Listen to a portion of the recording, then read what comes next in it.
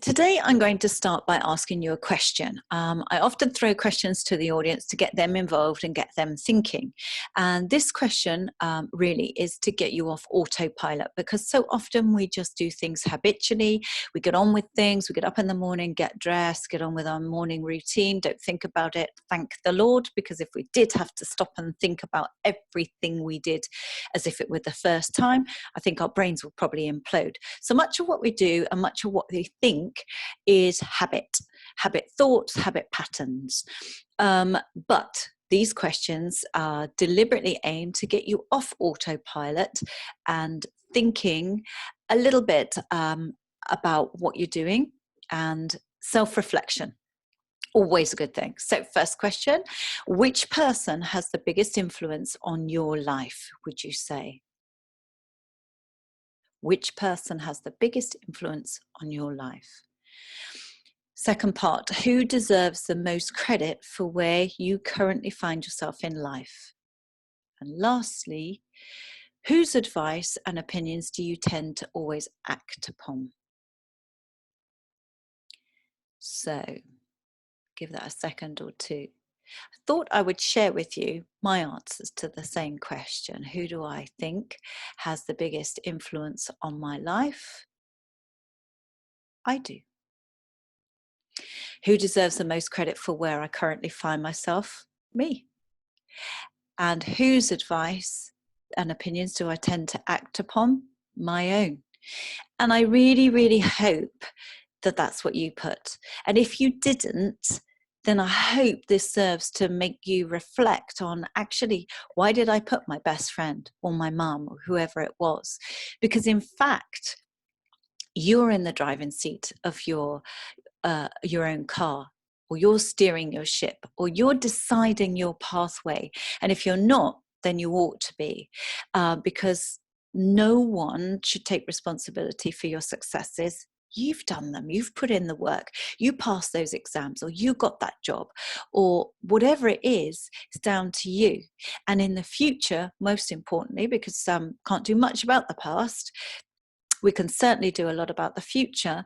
In the future, you can take responsibility. You can make those decisions. You can push yourself forward. You can question yourself and ask yourself for your opinions, and tap into you and search for the answers from you, and pat yourself on the back for your successes and achievements.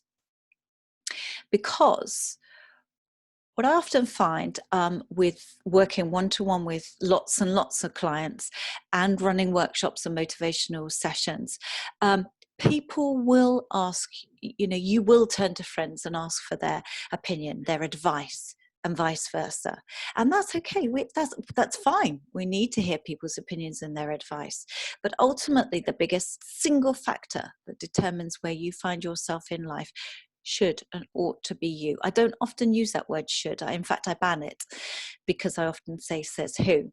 It puts us under pressure. But on this occasion, I think it's right to use the should, because we do have to take responsibility for our future and our successes and our achievements. Because if we don't, we can slip into a culture of blame. Now, if you hear yourself ever saying these sorts of phrases, it's not my fault. It's not my fault, it's my teacher. He was rubbish. Life's unfair, I never win. Those sorts of comments, if you hear yourself say those, you've got a mindset of blame. And I hear this a lot with clients, actually, probably because a lot of my clients come to me because they feel stuck, and they're feeling down and they're feeling negative, etc. So this is quite common. And one of the things we do is reflect on this and get them to look within and stop blaming externally and stop searching for the answers externally, because they're internal. So it's at the moment, we're in the midst of the COVID-19 while I record this, and what I'm hearing sometimes is anger, and the government, it's the government's fault. It's I even heard one the other day from one client, this country this, and this country that, and Boris Johnson, and blame, blame, blame. I often hear it's my parents, because I work with a lot of youngsters. It's my parents, or the teachers, or the school, or the university, or society, or the government, or this country. instead of looking within.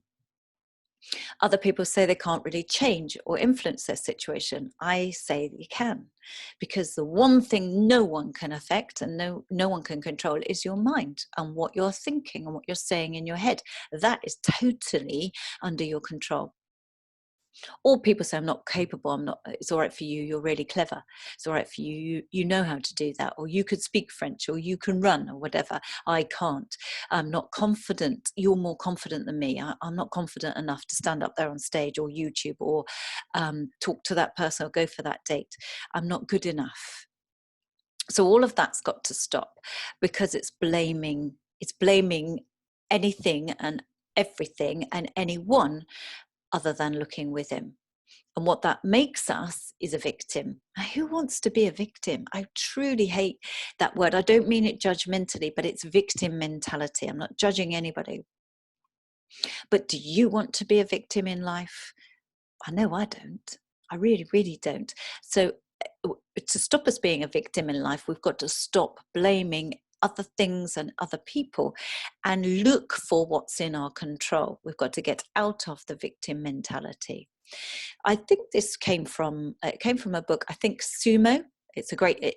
Sumo is definitely worth a read if you haven't already got it. And I think this is where I got the idea from. But predominantly, it's about, if the world could see written on our shirt our general philosophy about ourselves, our general feeling about ourselves, our general opinion of ourselves, and our thoughts. If we could display on a shirt a summary of who we are, would we want it to say victim? Would you want that label? I know I wouldn't. I know I definitely wouldn't. And I know when I say this to clients on a one-to-one basis, when I ask this question, I would say almost 100% of people do not want to be seen or portrayed or want to be a victim. So it's not that I'm judging them, it's that I'm bringing it to their awareness and giving them a choice. And often at that point, then there's a major shift, which is great news.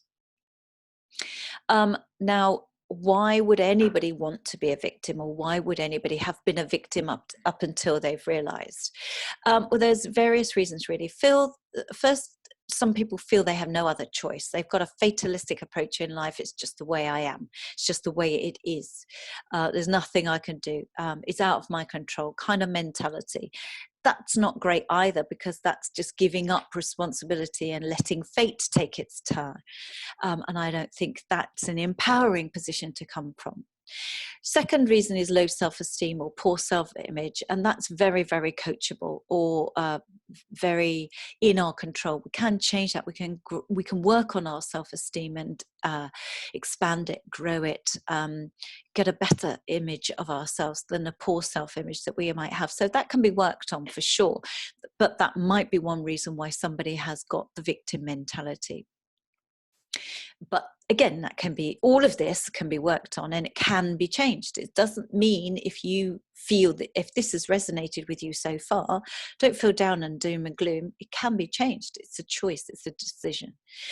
The third reason is it's become a habit. Some people just have always thought that way. It's a habit. Much of our thinking is often a habit until we become aware of it. So they've been putting the victim t-shirt on regularly, and now they just do it without thinking. They just say victim language without questioning themselves. Some people actually do it because they enjoy it. When I use that word carefully and loosely, when I say enjoy it, I mean they get benefits from it. They either get sympathy, or it means they've got excuses for not having to achieve or push themselves or risk things. I know when my teenager didn't do so well in one of his exams, end of year exam or mock or something in physics, and I asked him about that, and I was talking about it. Why do you think that happened? And he instantly got reactions, said, he was a rubbish teacher. And unfortunately for my son, he's got a coach as a mother. So I instantly asked him, oh gosh, does that mean everybody in the class failed then? What are the school going to do about that? What do you mean? I said, well, if he's a rubbish teacher, everybody must have failed then, did they? What was the what was the average in the class? And he realized that they hadn't all failed by far. And maybe there was a part of his responsibility in that, plus the fact that I did reflect back that he did no revision for that subject at all.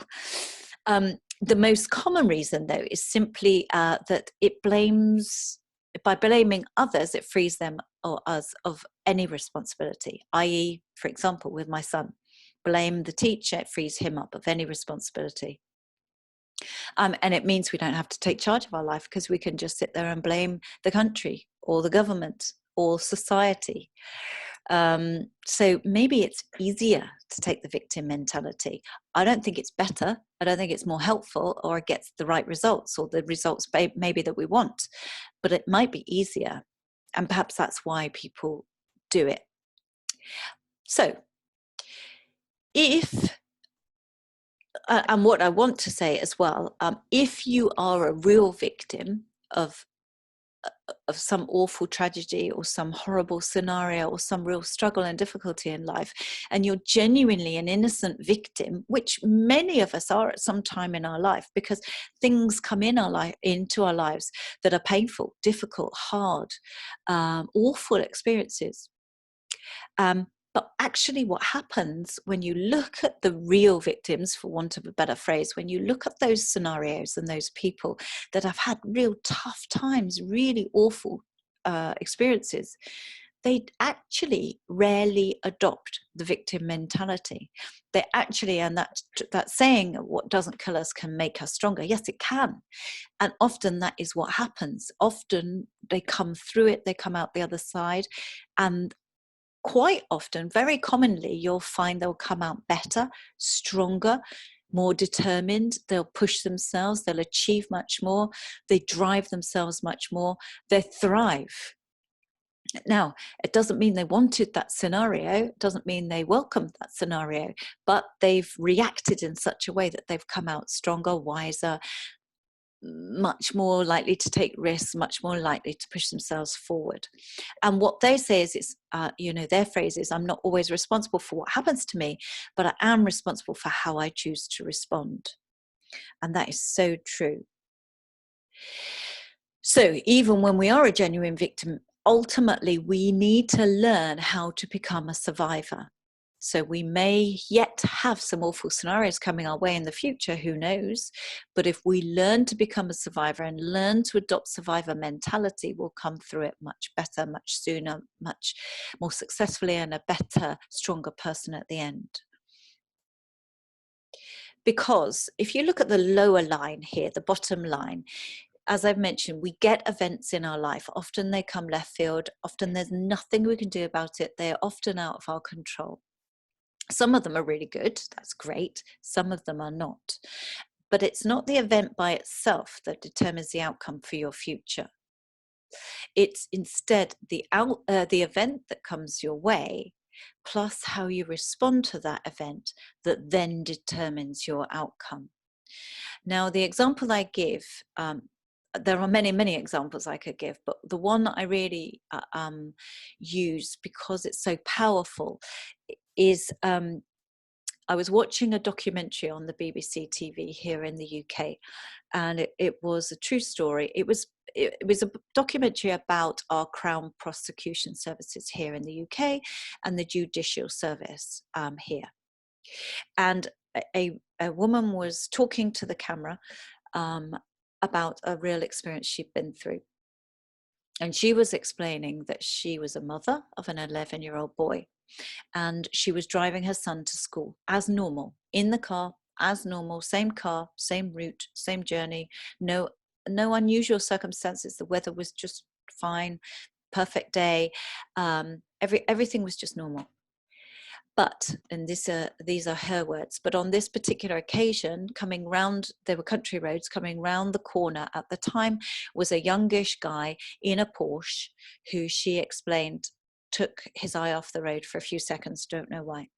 And instead of taking the bend, he ploughed straight into them and killed her 11-year-old son outright. Now, I can, as a mother of sons, myself, that were a similar age at the time when I watched it, I can think of nothing worse than that scenario. But she was saying that she didn't want her memory of her son to be about her anger and her bitterness and negativity. She instead wanted her memory of her son to be about the joy that he brought, the love that he brought, his character, his personality, his bubbliness, his lust for life. That's what she wanted to remember her son by. And so she had requested to meet with the driver, and he had agreed to that. And they'd spent 20 minutes or so talking to each other. And she was now saying to the camera on this documentary that she didn't want the driver to go to jail as he was likely to when his case came to court in the autumn time. Instead, she wanted him to get married as he was scheduled to be doing in the autumn. And she wanted him to become a father one day. And she wanted him to become a really good daddy. Now I'm watching that as a mother thinking, oh my word, what an amazing reaction. I'm not judging her. In fact, actually, any reaction would have been perfectly understandable. If she had wanted him to rot in jail and she hated him forever and she would never forgive him, etc., I would have judged her no differently. But she was forgiving him. She wished him a future, which I found absolutely mind-blowing. And when I stopped to think about it, I thought, actually, for her mental health and for her future, her outcome, and for the years that she still has to live, perhaps her reaction is a much healthier, more helpful reaction than if she were negative and stuck and full of hate and bitterness. And I would understand that. Plus, I don't know whether there was a husband and a father to that child, or siblings, or grandparents, or school friends. But I do wonder whether her incredible reaction is having a ripple effect to them, so that it's almost leading them and inspiring them to forgive and to move on and to remember the little boy in a lovely way and to still get joy out of life. It's also having a ripple effect to the audience watching that TV documentary. It's certainly having a ripple effect to me and made me stop and think about, how do I react to things in my life, and are they healthy and helpful? And now I use this example in workshops when I'm doing inspirational, motivational talks. I work a lot in schools with teenagers on life skills and confidence. I run 5-week and 7-week programs for them, and I always tell this story. And so it's having a ripple effect out, and it's a reminder to us all that at any point we are totally in charge and in control of our reaction. Now, we may have a knee-jerk reaction to something, and that's okay. And there is no right or wrong reaction to any event. But the question to ask ourselves, and what I would ask a client who is stuck and not moving forward and unhappy, is this reaction to this scenario helping you? Is it helping you move forward? Are there other possible reactions? What might somebody else feel about this? How might somebody else react in a healthier, empowering way? And that often then gets them to look at other possibilities, and then there is a choice. So half our battle is awareness, the other is decisions and choice. So what we can do, we've got to take personal responsibility to free ourselves from the trap of blaming. We've got to stop complaining and resenting. We've got to stop saying, it's not my fault. We've got to instead start saying, how can I do something about this? What can I do about this? So we've got to stop using victim language. And instead, we've got to start using empowering solution language. So if you don't want your shirt to say victim, start saying helpful things. I don't like this scenario, but I can do something about it. This reaction is not helping me, so I need to change my reaction. How else could I view this? Once you go into solution mentality, once you know that you are responsible for your future and your feelings and your thoughts, you can move forward. And you can choose a different shirt. And in fact, actually, when I'm running the workshops with the teenagers, I do provide them all with the cheapest possible white plain t-shirt that I can buy from a market or somewhere like that, and take in fabric pens and felt pens and get them to decorate their shirt with whatever they want the world to see of them. It gets them thinking about, and you could do this if you're a parent, you can get this out with your children. If you're a team leader, you can do it as a team meeting. You can do it for yourself. What do you want your shirt to say? And I see some great results with those shirts. The kids love doing it. They're very creative, very empowered by it. And it starts them thinking about how they want the world to see them. So don't be a passenger. Be the driver of your own car. Don't allow circumstances and other people to determine your direction. You take personal responsibility. You drive your future, and pat yourself on the back for your own achievements, your own successes, because it's down to you that you are where you are now, and it will be down to you and wherever you go in the future. So I hope that has been helpful. If it has, then please do feel free to watch some of my other YouTube films. There are plenty of them there on the channel. Subscribe or listen to my free podcast, which is Life Coaching on the Move. You can Google that podcast called Life Coaching on the Move. If you would like one-to-one coaching to work on any one of these sorts of subjects, if this is tapped into something for you and you'd like to shake it up and have a tailored one-to-one with me, I do Zoom, WhatsApp, Facebook Messenger, FaceTime, all sorts. And I do all sorts of hours during the day, during the evenings, weekends, anytime really, to fit around geographic differences, time zones, family commitments, work commitments, all sorts. So the best thing to do if you want to contact me is visit my website, www.milestone, it's all one word, -coaching.co.uk. And you can click on the contact me box or look around the website. You can also find that podcast that I mentioned too, and some online programs as well on stress management and time management. I'll say the website one more time, www.milestone-coaching.co.uk. And I look forward to hearing from you if you would like some support. If not, then subscribe and watch out for my next YouTube clip. Take care now, and I will speak to you at the next one.